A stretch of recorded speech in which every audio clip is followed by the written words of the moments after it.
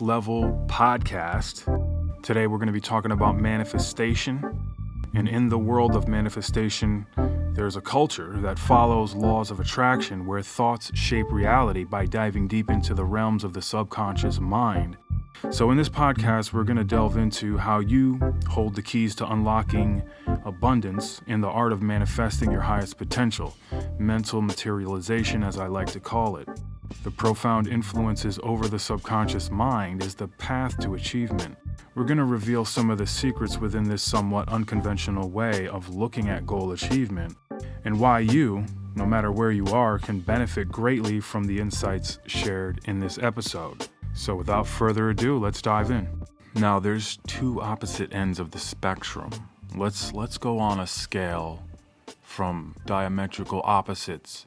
We have love and we have hate. Okay, those two emotions are very important. You want to keep in mind now, because hate on one side, anger, fear, rage, jealousy, all those negative emotions, they coincide with one another.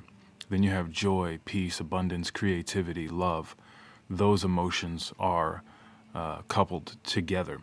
You cannot manifest anything when you have dark emotions. You need to be up, vibrating at the higher frequencies to manifest anything. Now, I believe human beings are magnetic. We're also like antennas. We pick up frequencies from other people.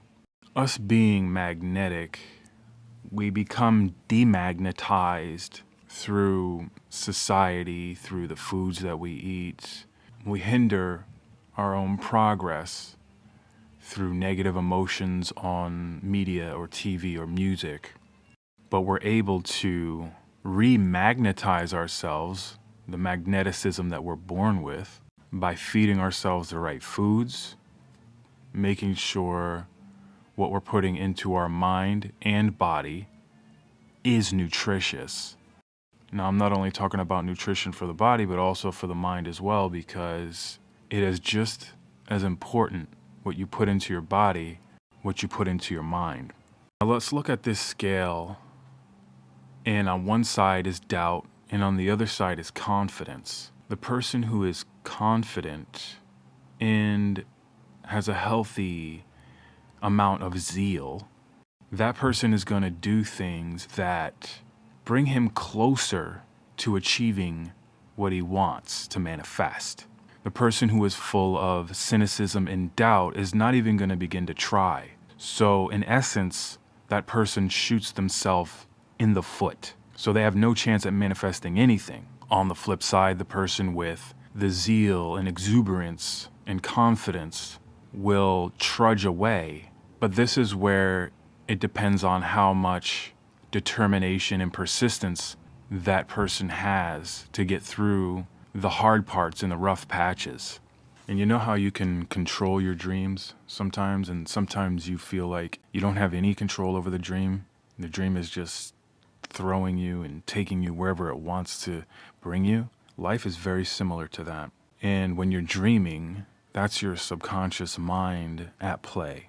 Similar to life, our dreams determine our reality. So being able to dig into your subconscious mind and control your dreams, control your life, you're able to more easily manifest things. To go from doubt to certainty is the first hurdle to get over. And you need to understand that it's like a chemistry or an alchemy, where you take the elements outside yourself and combine them with the elements that are inside you to create what you want.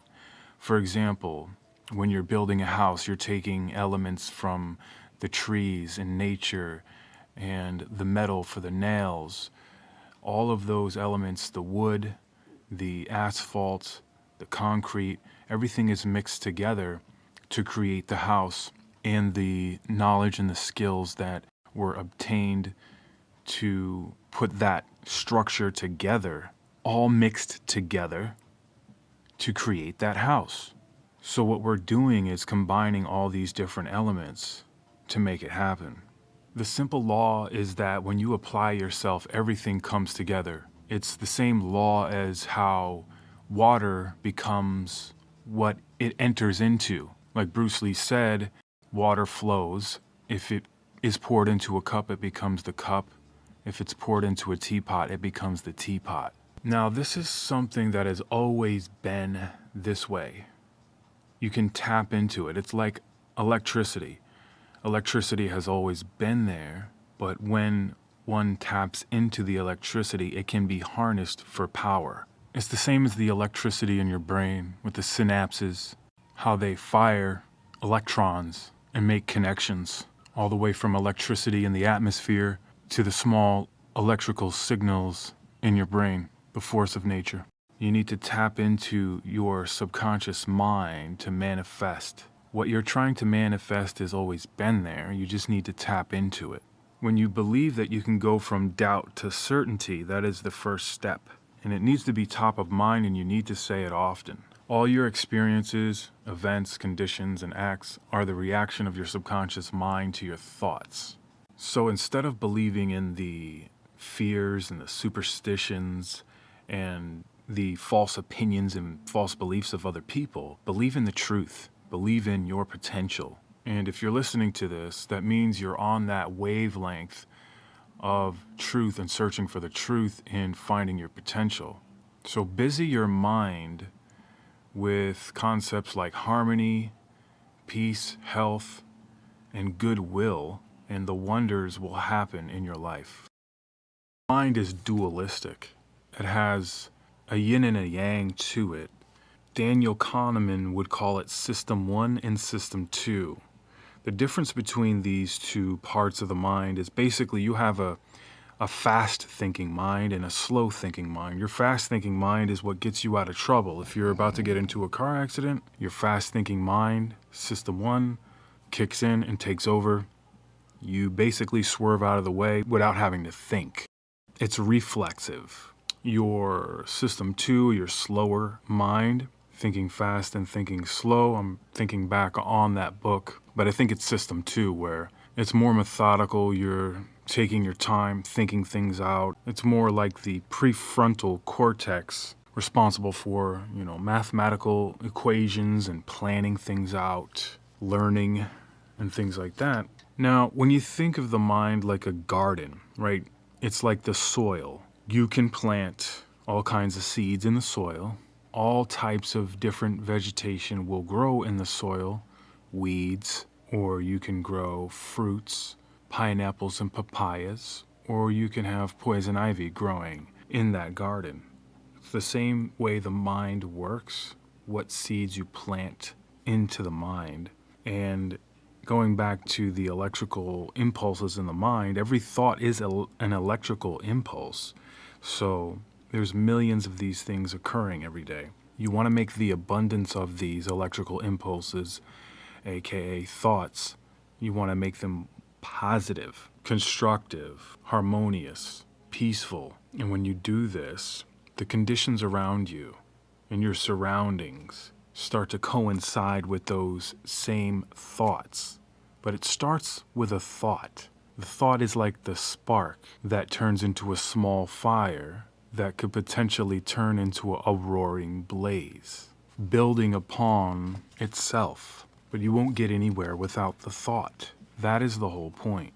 So the subconscious mind being the garden, when you apply these thought processes, you turn a lot of problems and difficulties into something that is solvable. The better you get, the more infinite this capacity becomes.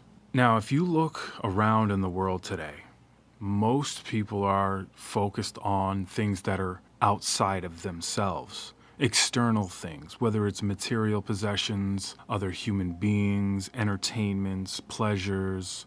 They're all trying to get something somewhere outside of themselves, and most of them can't or don't look in enough. They're basically unaware of the world within themselves and the potential that comes with it, the creative power. It starts with the thoughts.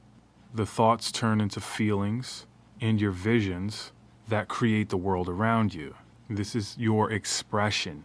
I also think it's worth mentioning how sometimes you feel like you don't have control over your mind. Anxieties creep in, worries often creep in, And all sorts of negative emotions do tend to make their way into the mind uninvited. But when you practice using the power of your subconscious mind, you can more readily override those negative emotions and shape your everyday experience according to how skilled you are at making these things happen. Some like to refer to it as a little negative voice that's in your head. But what you have to do is take control of that and use an authoritative tone towards that negative voice that may be telling you to do something that is detrimental to your plans of manifesting things. Everything that you say to yourself basically gets etched into the subconscious mind, whether it's a limiting belief or a limitless belief. Your subconscious mind believes it to be true as if it's taking orders. So if you say things like, I can't do this, I'm not good at such and such, your subconscious mind will believe that. On the flip side, if you say, I can do this, I am such and such, your subconscious mind takes that as an order and goes to work on it immediately. So let's take an example here. If you see something that you really like and you really want and you tell yourself, oh, I can't afford that, you're not going to be able to afford it. You're justifying in your mind the reason you can't have it and won't have it because you can't afford it. But if you say something like, oh, I want that and that's going to be mine, with conviction and you believe it, your mind will go to work on figuring out how to make that yours because you already claimed it. So you don't even really have to know how you're going to afford it. There's going to be a series of events that take place after that sentiment is uttered that bring you closer and closer to affording what it is. This is how any self-made millionaire comes into his or her money. People that grew from poverty into wealth believed that that's what they could do, therefore they did it. On the flip side, you have some people born into poverty that don't believe they can do it and don't believe that they're worthy of doing it because they're in poverty. And you don't have to be impoverished to have limiting beliefs. You could be middle class. You can even be rich and have limiting beliefs. So it has nothing to do with your socioeconomic status. The closest thing that explains this phenomenon would be the placebo effect. In essence, there's tons of studies on the placebo effect and how that changes your physiology, the way you feel, your emotions. People who believe they were given a pain medication felt the pain go away when all it was a sugar pill. The placebo effect is very powerful. There's numerous studies that you can find online to support this. Basically, the way all this works is through repetition, belief, and expectancy. Those three things you need to keep in mind while manifesting your desires. You can't just give up. You have to be repetitive and do it constantly. You also have to really believe that it's coming to you and that you can do it. Believe in yourself and your potential and expect it. Don't expect anything less than what it is that you want and desire. Now, I do think it's worth mentioning how this podcast in itself, this late night podcast, is a manifestation of an idea that I had, and I am actively recording the podcast right now. So it's a manifestation in progress. I do think it's important to say how you need to take time to listen to yourself as well. Take some time to cut out the distractions. You can't have them on in the background too much because you won't be able to hear yourself make the connections that need to be made.